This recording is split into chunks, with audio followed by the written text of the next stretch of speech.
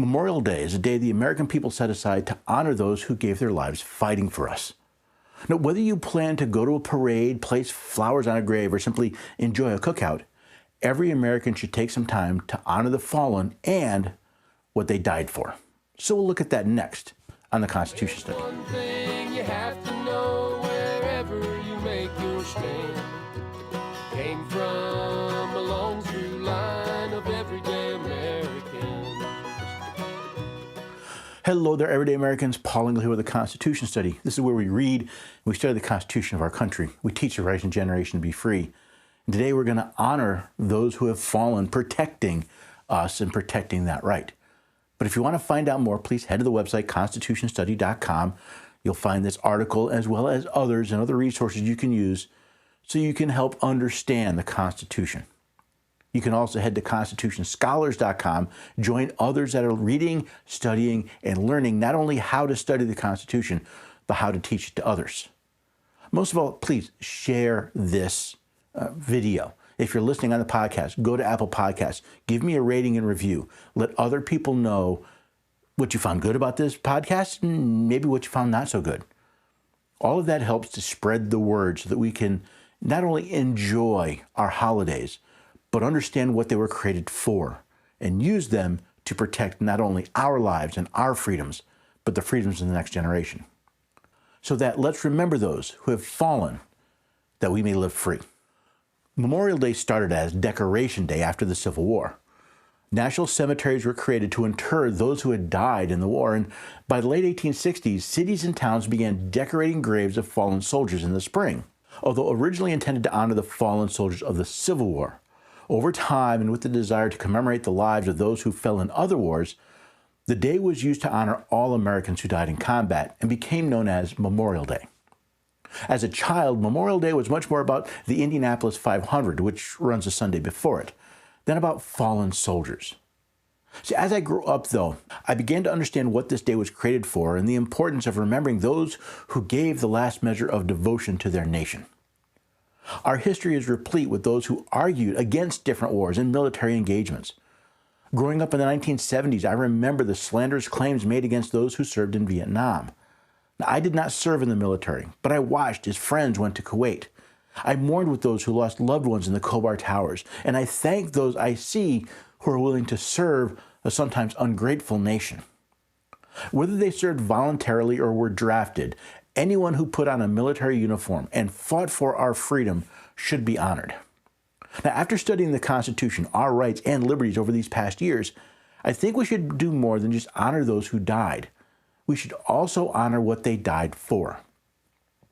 Title 10, Section 502 of the United States Code establishes the enlistment oath taken by someone who joins the military. Quote, I, and they state their name, do solemnly swear or affirm that I will support and defend the Constitution of the United States against all enemies, foreign and domestic, that I will bear true faith and allegiance to the same, and that I will obey the orders of the President of the United States and the orders of the officers appointed over me according to the regulations and the Uniform Code of Military Justice, so help me God. The very first duty of anyone in the military is to support and defend the Constitution of the United States against all enemies, foreign and domestic. See, unlike other nations, our militaries do not fight for king and country, but for the Constitution. Those who have fought and died for this nation were defending the Constitution and, by extension, our right to live free.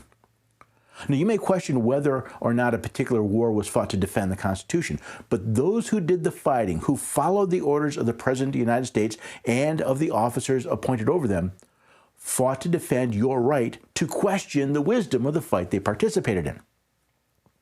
How can the American people honor their sacrifice? Yes, we can parade, we can decorate graves, and we can thank those who serve or have served. But how do we honor what they sacrificed for? How do we honor the Constitution they fought for? While we say those who have fought and died did so for the Constitution, they did not fight for ink on parchment. They fought for the ideas the Constitution embodies. The people created governments to protect their rights, that the only legitimate powers those governments have are the ones delegated by the people, that now 50 free and independent states could work together under a limited central government, Since the ratification of the Bill of Rights in 1791, those in our military have fought for our rights to exercise our religion, to speak and publish freely, and not to be deprived of our lives, liberty, or property without a process to protect our rights. Those men and women did not die for a flag, a president, or a document in Washington. They died to protect our rights, our liberty, and our very way of life. How do we honor such a sacrifice? By standing with them and protecting the very same things they died for. Many have been sounding the warning of our rights being under attack. The COVID scare did not initiate the destruction of our rights. It accelerated it. Yet it seems today, even in the face of the extinguishing of the sacred fire of liberty, many Americans are willing to stand by and let it happen.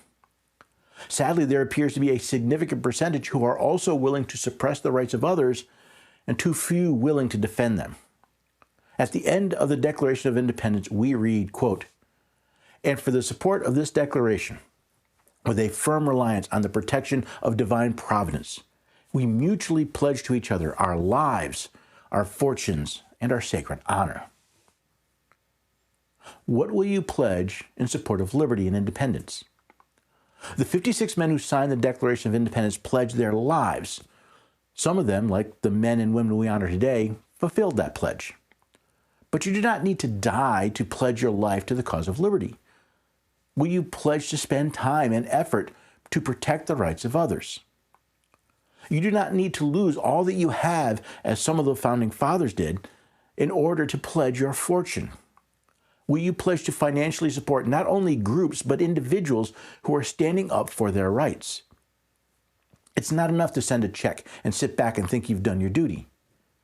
Will you support business owners, churches, and your neighbors who are defying attempts to steal not only their livelihoods, but their freedom as well? Will you help pay the fines or the legal costs of those defending liberty? Will you pledge on your honor to stand against tyrants, both foreign and domestic?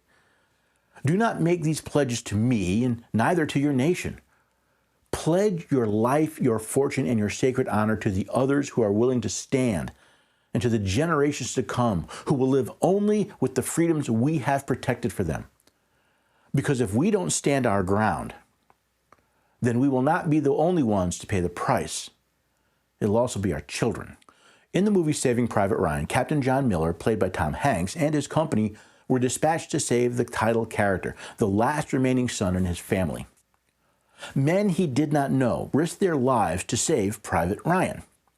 He did not ask them to, but they did. In the final battle scene, after most of the company was dead, Captain Miller lay mortally wounded. His last words were, "Earn this." If we want to honor those who have paid the ultimate price for our freedoms, then we should do what Captain Miller told Private Ryan to do. Earn the sacrifice that was paid for us. Stand up and defend our rights and liberties for ourselves, and most importantly, defend the rights and liberties of others. In the movie, the scene morphs into an older James Ryan standing before the grave of the man who paid so high a price for his life, wondering if he'd fulfill the captain's charge, if he'd earn the sacrifices that were made for him. James Ryan looked to his wife for validation, for proof that he was a good man and that he'd earned the life that was purchased for so high a price. Today, I stand before the fallen, asking if I have done a good work. Have I earned the rights and liberties they fought and died for? Have I carried on their work to protect the rights of others? Have I earned the great opportunity that I was given? Although my life is not at risk, am I fighting for the liberty of others? Please find the movie clip online and watch it. Then ask yourself, have you earned this? My wife noted that I appeared to like the movie Saving Private Ryan. It's one of those yes and no. It's a heart-wrenching movie. But to me, it always reminds me of the sacrifice that has been made so that I can live free, so that I can express myself, so I can exercise my religion how I like. So I'm not supposed to be afraid of my government. But as I see those rights eroding, I wonder, have I earned what I've been given? I think that's a question we all need to ask ourselves. So I do, please, if you don't have the movie, at least go online and find the clip. If you just put in Saving Private Ryan, earn this, it'll pretty much come up. But let's make this pledge to the fallen. to those who have given that last full measure of devotion.